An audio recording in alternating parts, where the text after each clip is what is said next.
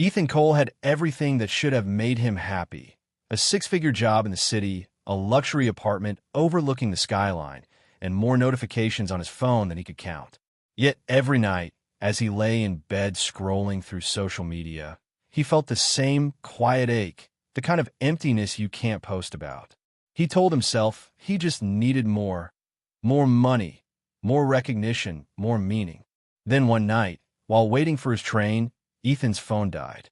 No music, no messages, no distractions, just silence. Across the platform, an old man sat reading a worn-out book, the cover faded, pages bent. Ethan leaned over and asked, "What are you reading?" The man smiled.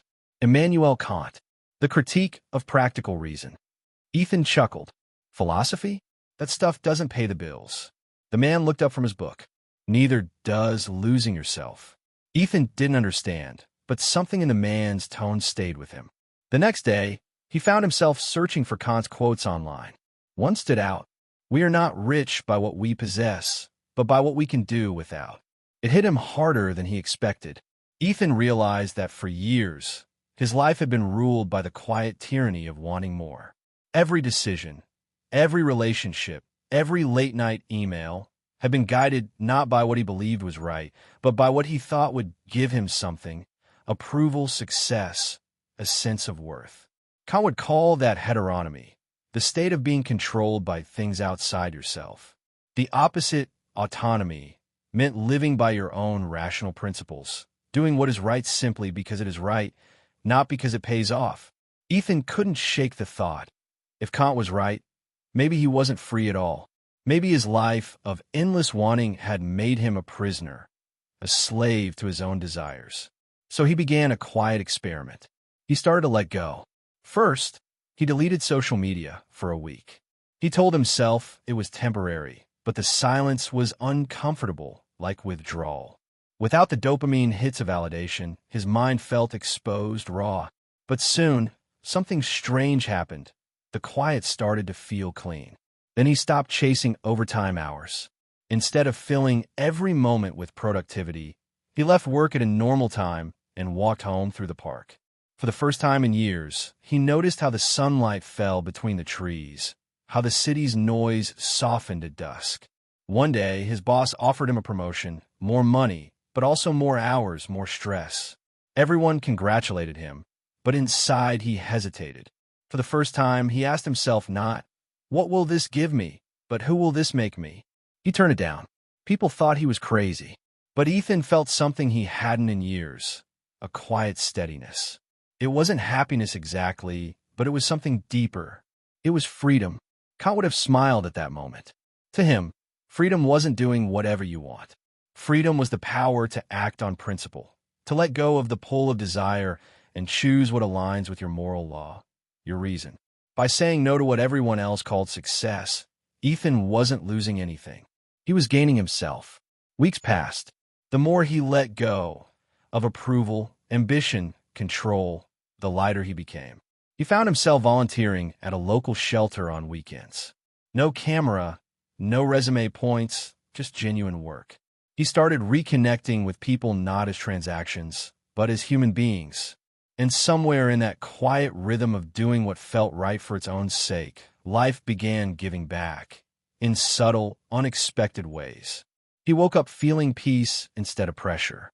The right people began entering his life, those who saw him, not his status. Even work began to feel lighter, more purposeful. The less he tried to hold on, the more meaning seemed to appear. One evening, walking home, Ethan passed the same train platform where he'd met the old man months earlier. The man wasn't there, but Ethan noticed a book someone had left on a bench. Kant again, same title. He picked it up, smiling, and read a passage at random. Out of the crooked timber of humanity, no straight thing was ever made. It made him laugh softly.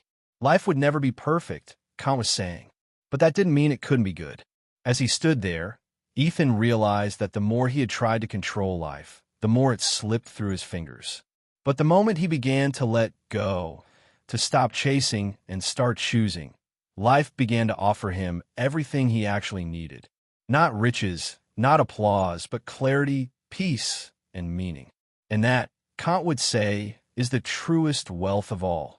To live by principle, not by possession. To act from freedom, not from fear.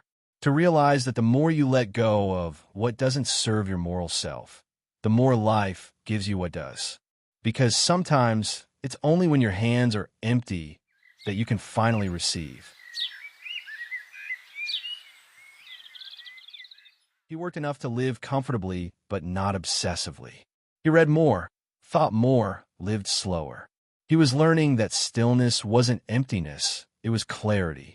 But as Kant once said, freedom is not the right to do whatever you want. It is the power to act according to reason. And reason, Ethan was about to learn, often asks more of us than desire ever could. One Monday morning, his company announced a major restructuring. Departments were merging, positions were being cut. The air in the office thickened with panic. Ethan watched people scramble to protect themselves, whispering in corners, crafting alliances. Fear is contagious, and soon it reached him. He was called into a meeting with his manager, Olivia. She was young, sharp, ambitious, everything Ethan used to be. She closed the door and leaned forward. "Ethan, they're cutting 10% of staff. I can protect you, but I need your help." Ethan frowned. "What kind of help?" She slid a folder across the table. Inside were numbers, reports, expense sheets, emails. "If you sign off on this," she said, "we can make your division look more profitable. It's not a lie, just a little creative math. The higher-ups won't notice." Ethan stared at the paper. He knew what this was. He also knew what it meant to refuse. For a moment, his mind raced. The old Ethan would have signed without thinking. Survival first, questions later. But the man he'd become paused. Kant's voice echoed in his memory. "Act in such a way that you treat humanity, whether in your own person or in that of another, always as an end, and never as a means only." If he signed, he'd be using truth as a tool for gain, bending principle for profit. That wasn't freedom. That was fear disguised as reason. He looked up. "I can't do it," he said quietly. Olivia's expression hardened. "Then you're on your own." The meeting ended. Ethan walked out feeling both terrified and strangely light. For the first time in years, he'd chosen integrity over advantage, duty over comfort. And even though the consequences loomed, he felt free. A week later, his position was eliminated. Just like that. The next few months were rough. His savings began to dwindle. Job offers came, but each one felt like a step backward, a return to the version of himself he'd already outgrown. Still, reality was closing in. Bills don't wait for enlightenment. One evening, he found himself back at the same train platform, the place where all this began. The city lights flickered on the wet pavement. He thought of the old man and wondered if he'd imagined him. He sat down and whispered to himself, "Maybe I let go too much." But then he remembered something else Kant wrote, something he hadn't understood until now. In the kingdom of ends, everything has either a price or a dignity. What has a price can be replaced. What has dignity cannot. He realized that what he'd gained wasn't wealth, but dignity, and that was something no layoff could take. A few days later, he received an unexpected call. A former colleague, one he'd once helped quietly without expecting anything in return, had started a new venture and wanted Ethan to join him. "You were the only one who stayed honest when things got dark," the man said. "We need that kind of integrity here." It wasn't a glamorous offer, smaller pay, uncertain future, but felt right. And that was enough. Ethan accepted. The new job was slower, more human. People talked instead of competed. He found himself mentoring younger staff, not to climb, but to lift. He started teaching philosophy workshops on weekends, simple sessions called the freedom to choose rightly.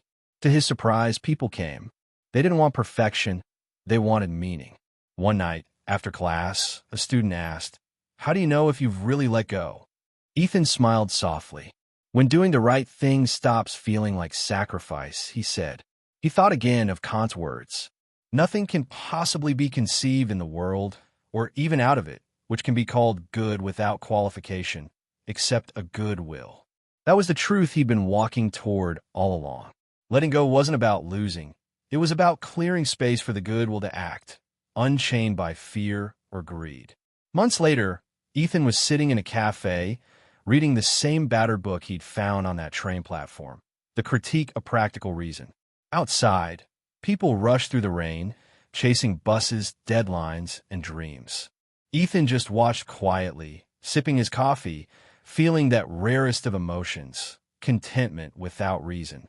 He realized that life had, in its own way, kept giving him exactly what he needed every time he let go of what he didn't. When he surrendered control, life replaced it with peace. When he lost comfort, it gave him character. When he gave up certainty, it gave him truth. And maybe that was the paradox Kant had seen so clearly centuries ago, that freedom isn't the power to get what you want, but the courage to live without needing to. Ethan smiled, closed the book, and whispered, "The more I let go, the more life gives me. Not because life changed, but because I finally did." He stood, stepped into the rain, and walked home.